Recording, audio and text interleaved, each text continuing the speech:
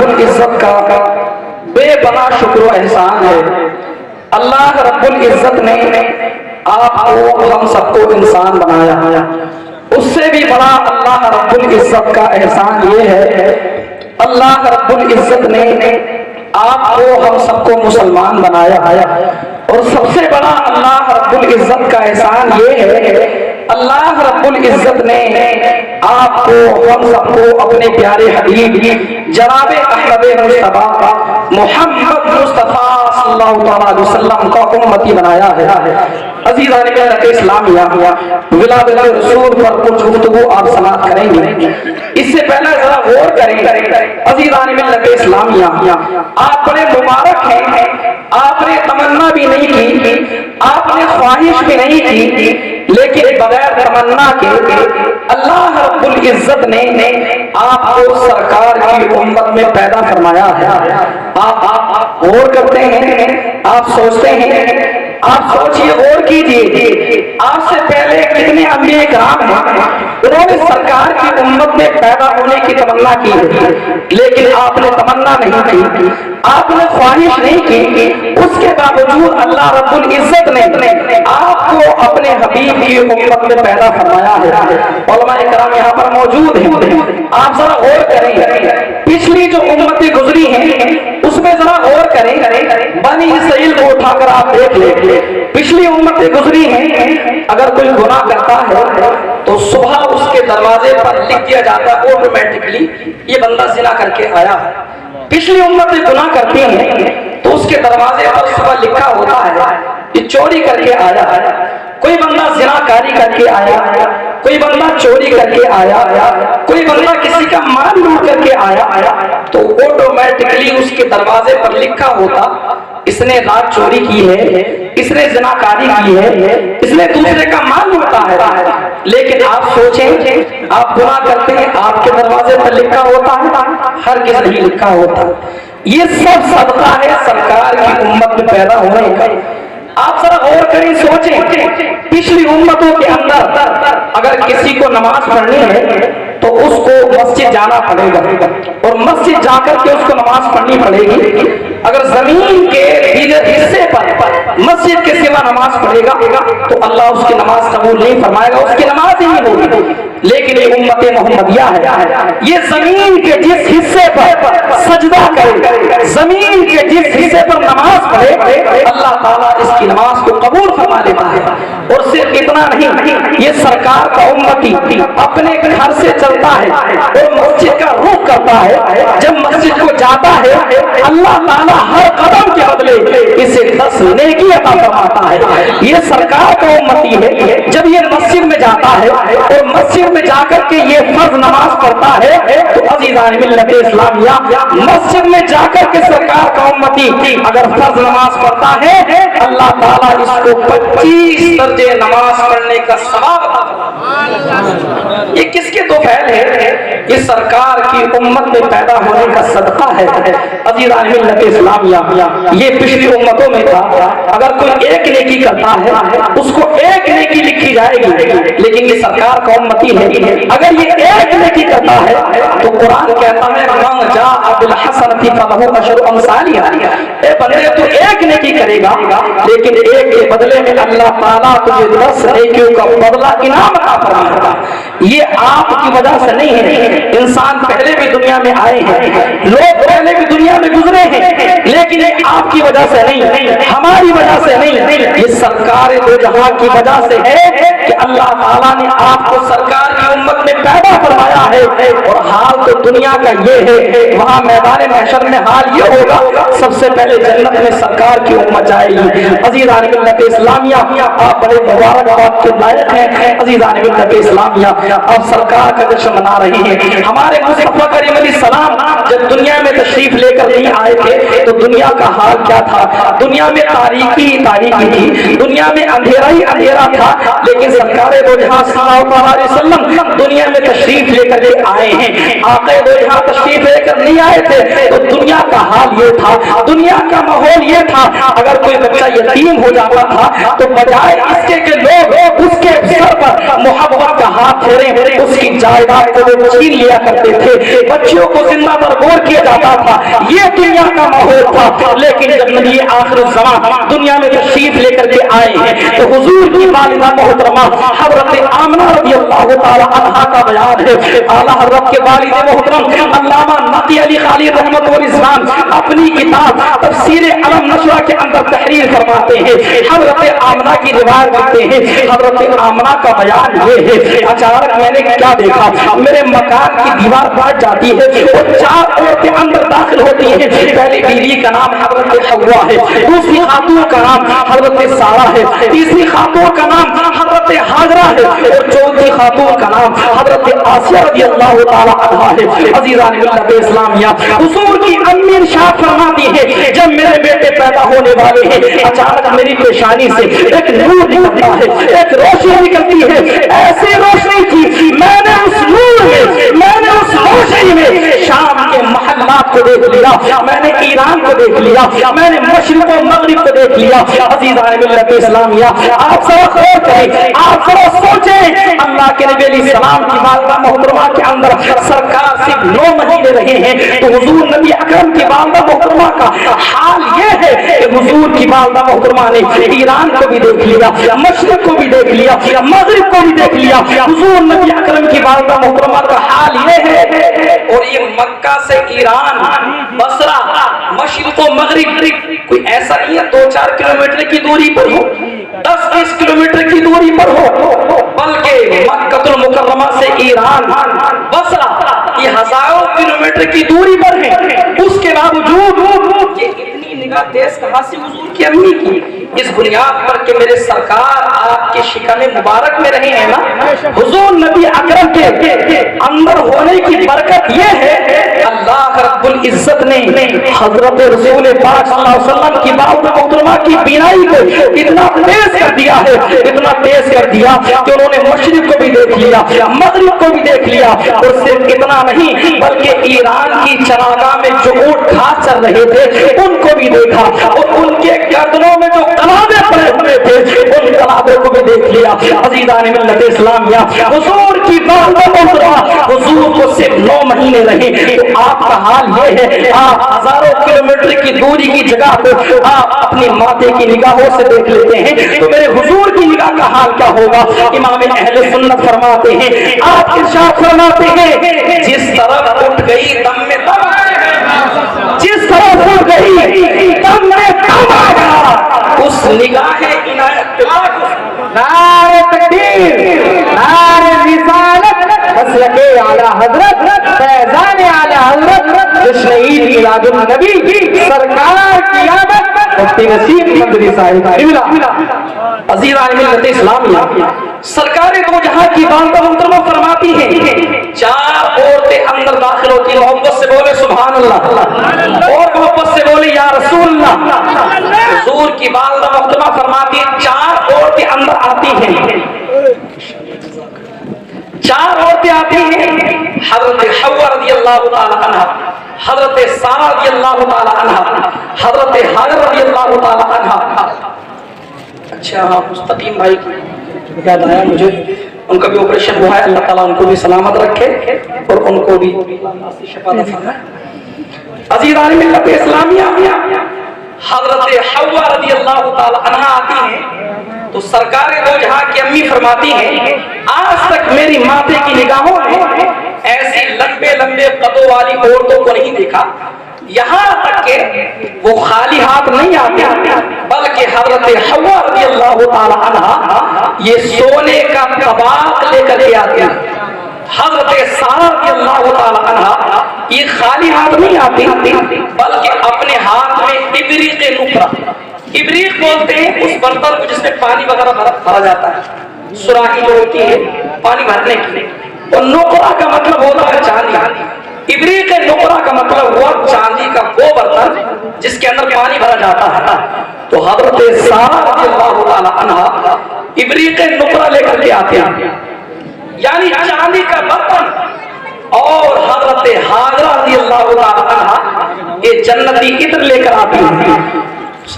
اور حضرت آسیہ رضی اللہ تعالی عنہا یہ ہرے کلر کا رومال لے کر کے آتی ہیں۔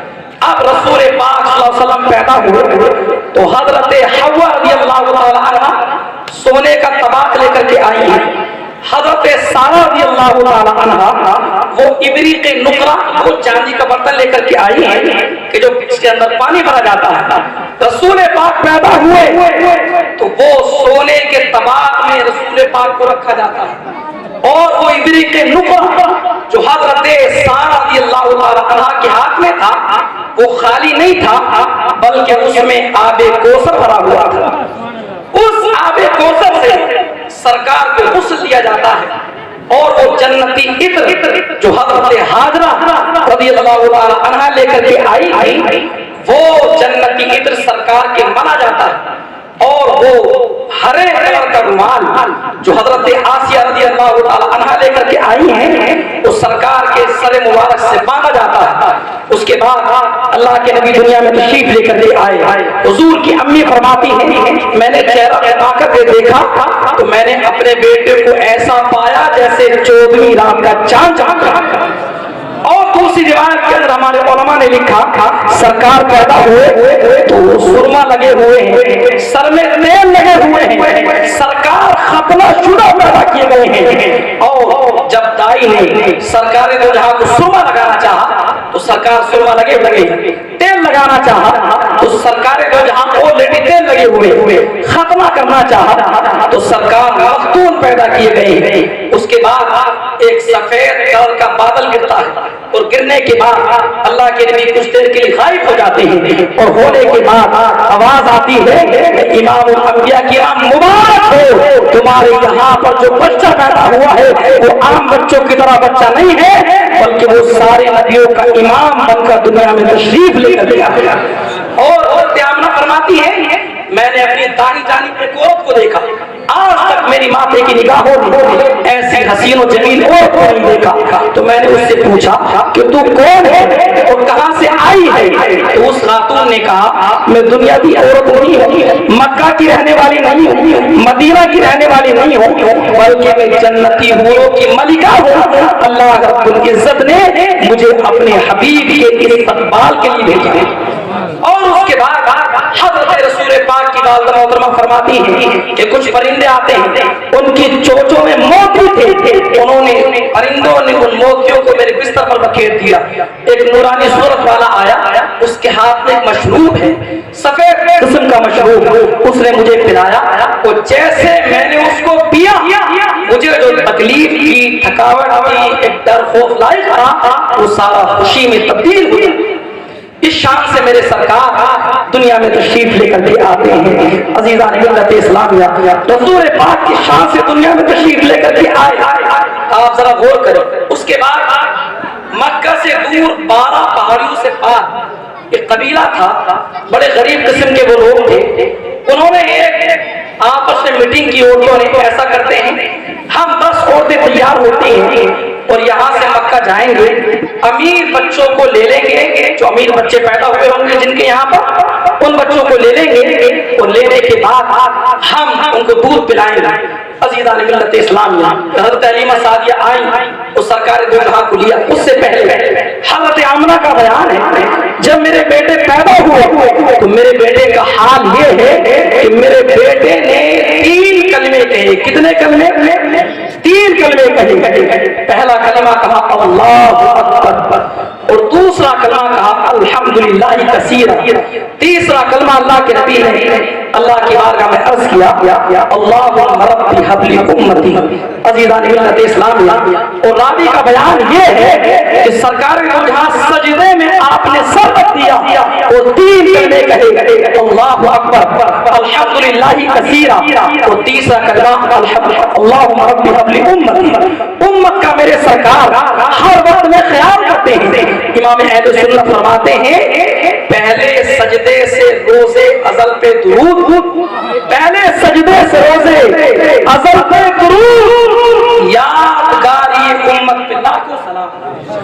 اللہ کے نبی کا حال تھا. اللہ کے نبی علیہ الصلوۃ والتسلیم دنیا میں آئے، امت کو کسی حال میں نہیں بھولی، لیکن امت کا حال کیا ہے؟ یہ ہر حال میں سرکار کو بھول جاتی ہے. اللہ کے نبی نے صحابہ کرام سے ارشاد فرمایا، اے میرے صحابہ، اپنے مردوں کو تکلیف مت پہنچاؤ. اللہ کے نبی نے جب صحابہ کرام سے ارشاد فرمایا تو صحابہ کرام نے عرض کیا، رسول اللہ صلی اللہ علیہ وسلم کہ ہم بھی مردوں کو تکلیف دیتے ہیں، اپنے گھر والوں کو تکلیف دیتے ہیں.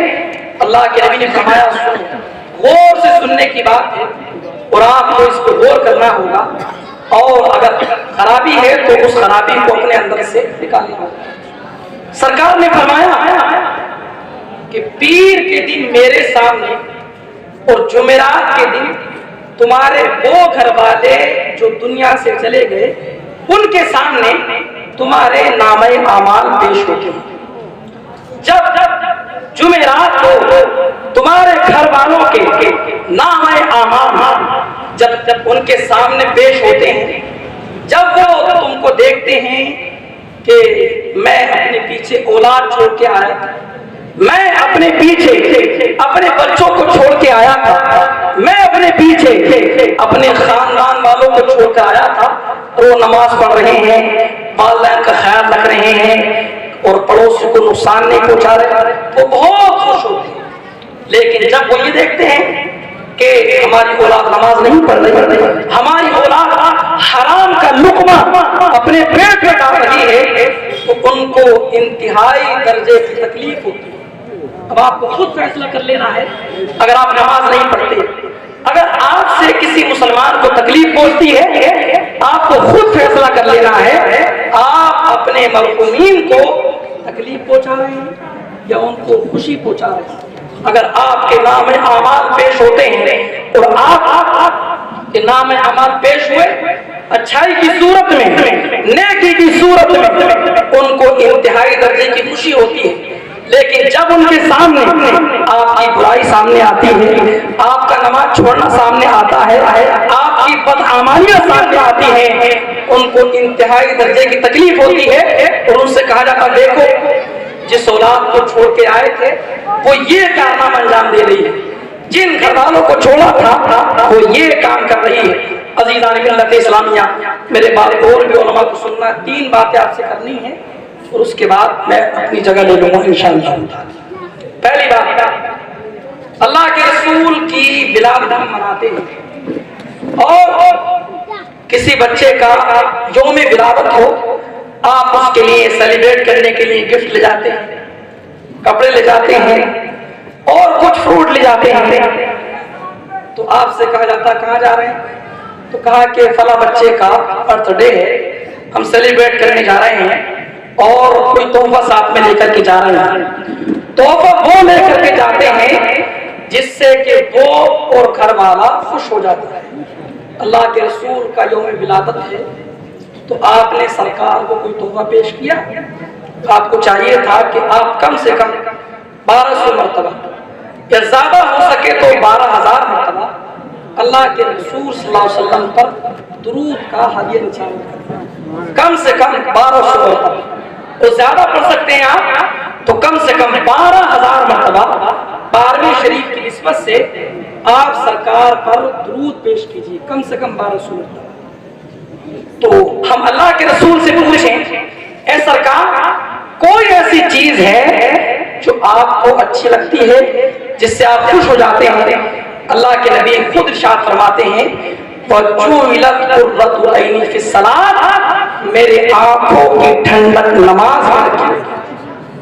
آپ حضرات سے گزارش ہے، آپ سرکار کا یوم ولادت منا رہے ہیں، آپ کو آج سے عہد کر لینا ہے، آپ کو پابندی کے ساتھ 5 وقت کی نماز پڑھنا ہوگی. پڑھیں گے انشاءاللہ؟ پڑھیں گے بھائی؟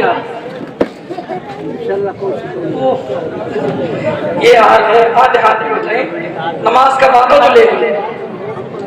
ایک نماز چھوڑو گے تو 80,000 سال جہنم میں جلنا ہوگا. کتنا بولو؟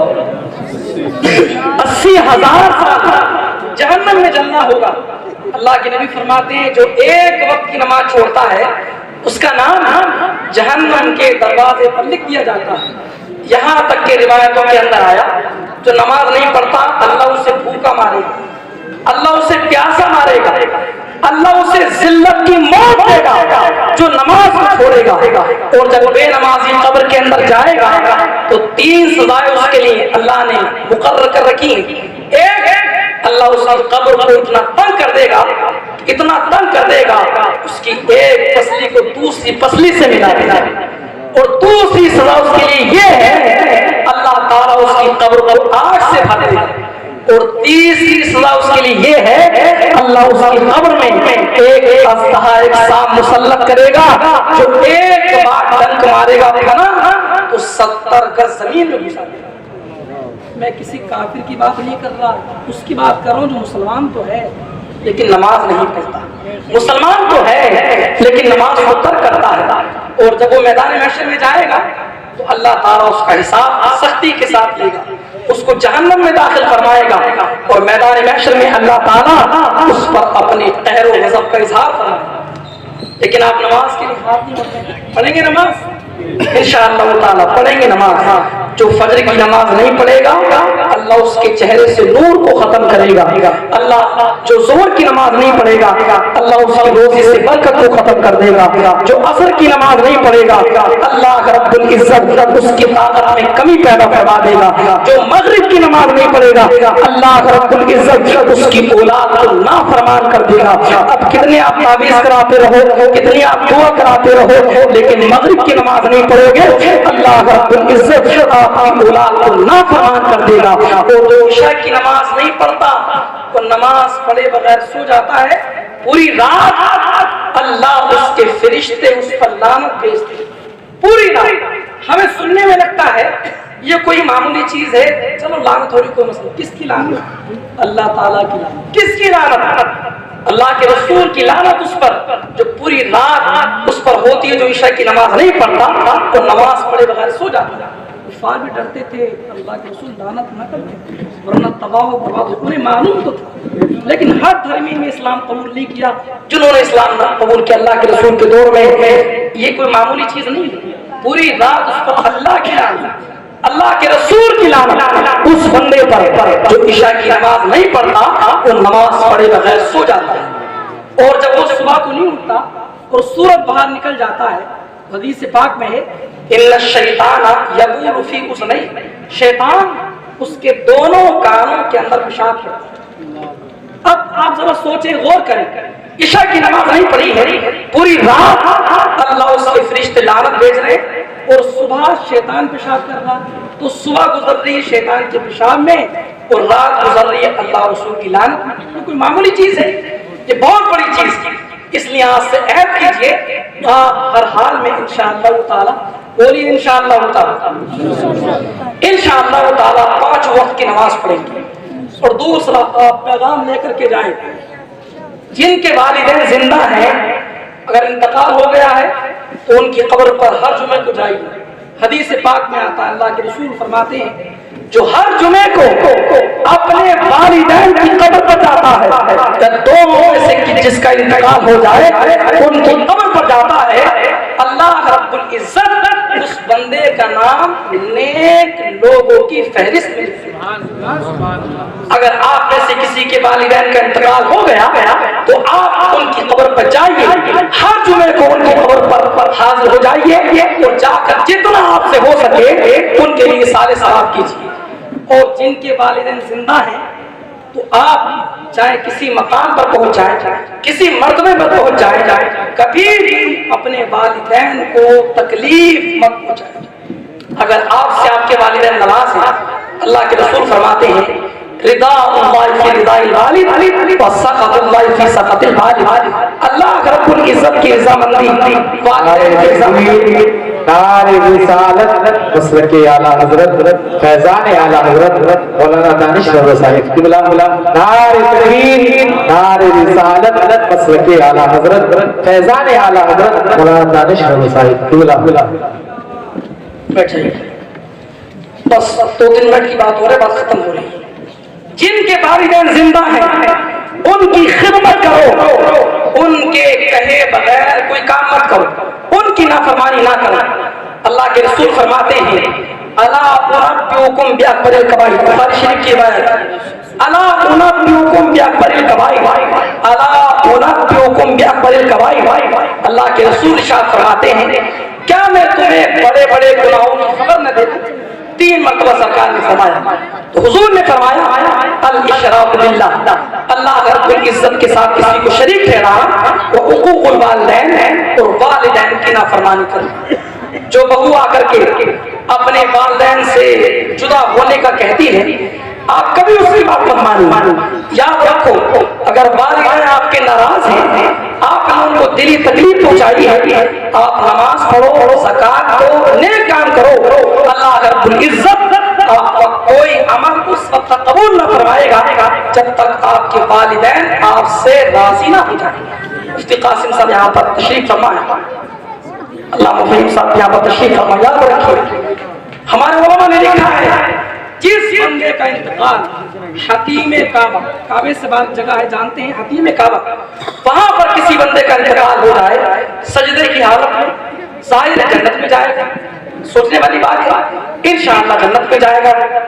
لیکن اگر کسی بندے کا انتقال حتیم کعبہ میں ہو جائے تو سجدے کی حالت میں ہو جائے اور اس کے والدین اس سے ناراض ہیں، جنت تو بہت دور کی چیز ہے، جنت کی خوشبو ہی نہیں پا سکتی۔ اس لیے اگر آپ کے والدین زندہ ہیں، اگر آپ نے ان کو تکلیف پہنچائی ہے، ان کا دل دکھایا ہے، ہاتھ جوڑ کر ان سے معافی مانگی، ان کے کہے بغیر کوئی کام مت کیجیے، ورنہ اگر والدین کو آپ نے نقصان پہنچایا، ان کو تکلیف دی، ان کی نافرمانی کی، تو اللہ رب العزت جنت تو دور کی چیز ہے، جنت کی خوشبو سے بھی آپ محروم ہو جائیں گے۔ اور آپ کیا سوچتے ہیں والدین سے الگ ہو کر کے ہم ترقی کر لیں گے؟ یہ شیطان کا کبھی زندگی میں ہو نہیں سکتا۔ آپ نے کبھی کسی کو دیکھا ہے والدین کو تکلیف بھی دیتا رہا ہو، والدین کی نافرمانی بھی کرتا رہا ہو اور وہ ترقی پا گیا ہو؟ کبھی ایسا ہو نہیں سکتا۔ اس لیے میرے عزیزو یاد رکھو آپ کے والدین زندہ ہیں، ہر حال میں آپ کو ان کی فرما برداری کرنی ہے۔ 4 بھائی ہیں 3 نہیں کرتے، لیکن آپ سمجھدار ہیں، آپ اللہ کے رسول کے سچے امتی ہیں، آپ کو ہر حال میں آپ کے والدین کی فرما برداری کرنی ہے۔ اور تیسرا آخری پیغام یہ، اپنی اولاد کو حلال لقمہ ان کے پیٹ میں پہنچانا۔ قرآن پاک میں آتا ہے یا جو رسول کلوا من الطیبات واعملوا عملا صالحا۔ یاد رکھ رسولوں سے کہا جا رہا ہے طیب پاک چیزیں کھاؤ اور نیک عمل کرو۔ کوئی انسان چاہے چپل ہی گاڑتا ہے، کوئی انسان مزدوری کرتا ہے، اگر کوئی آپ کو چڑھاتا ہے مزدوری کرتے ہیں، آپ چپل گاڑتے ہیں، آپ یہ کام کرتے ہیں، اس سے کہو سینہ ٹوک کر کے کوئی مسئلہ نہیں ہے، لیکن ہم حرام کام تو نہیں کرتے، حرام کا لقمہ تو پیٹ میں نہیں پہنچاتے، نہ خود پیٹ میں پہنچاتے ہیں اور نہ اپنی اولاد کو پہنچاتے ہیں۔ اس لیے تیسرا یہ پیغام آپ کو یاد رکھنا ہے، کبھی بھی اپنے پیٹ میں حرام کا لقمہ نہ آپ کو پہنچانا ہے اور نہ اپنے اولاد کے پیٹ میں، ورنہ یاد رکھو اگر حرام کا لقمہ اگر آپ نے پیٹ میں پہنچایا، آپ کی اولاد کبھی فرما بردار ہو نہیں سکتی، آپ کی اولاد کبھی اچھا کام کر ہی نہیں سکتی۔ ایک اللہ کے ولی تھے، تو ان کی مائیت میں ایک بچہ پل رہا تھا، تو اس نے غلطی کر دی۔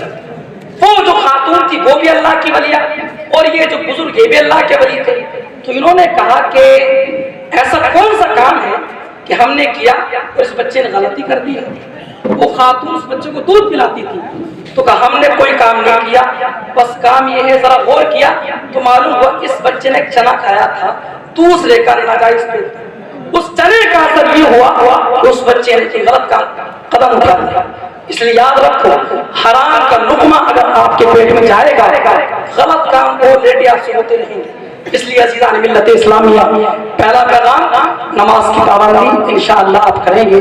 سرکار نے فرمایا وَجُعِلَتْ قُرَّةُ عَيْنِي فِي الصَّلَاةِ، میرے آنکھوں کی ٹھنڈک نماز میں رکھی گئی ہے۔ اور دوسرا آپ کے والدین زندہ ہیں، ان کی فرما برداری کرو، تو انتقال ہو گیا ہے تو ان کی قبر پر جایا کرو۔ اور تیسرا حرام کا لقمہ ہرگز نہ آپ کو خود کھانا ہے اور نہ آپ کو اپنی اولاد کو کھلانا ہے، حلال کا لقمہ خود بھی کھانا ہے اور اپنی اولاد کو کھلانا ہے۔ حدیث پاک کا مفہوم ہے जो बंदा मेहनत की कमाई करता है, हराम की नहीं खाता, और उसके सर का पसीना टखनों पर आ जाता है, इस कदर वो हलाल कमाई करने के लिए मेहनत करता है। तो यहाँ तक कि हदीस पाक में आता है, हदीस पाक का मफहूम है, जब वो घर को पलटता है तो इस हाल में पलटता है जैसा गोया कि अपनी माँ के पेट से। इसलिए हलाल और जो हजरात, बस बात खत्म हो रही है, इंशाअल्लाह ये 3 पैगाम आप हजरात याद रखेंगे। और जिन हजरात की तबीयत अलील है, मैं दुआ करता हूँ, हमारे मुस्तकीम भाई, उनका भी ऑपरेशन हुआ है, मुझे मालूम हुआ। अल्लाह रब्बुल इज्जत की बारगाह में दुआ है, परवरदिगार आलम आप सब हजरात, मुस्तकीम भाई, जुमला हजरात गाँव के, उनके लिए दुआ है इस मजलिस की बरकत से सबको जुमला अमराज से शिफाता फरमाए और सबको जुमला आफात बलियात से महफूज मामून फरमाए। मेरे बोलने में गलती वाक़ई हो गई हो, अल्लाह ताला मुझे माफ़ फरमाए, आपको माफ़ फरमाए। मैं भी तौबा करता हूँ, आप भी तौबा कर लें। अस्तगफिरुल्लाह रब्बी मिन कुल्लि ज़ंबि व अतूबु इलैहि। मैं भी कलमा पढ़ता हूँ, आप भी कलमा पढ़ लें।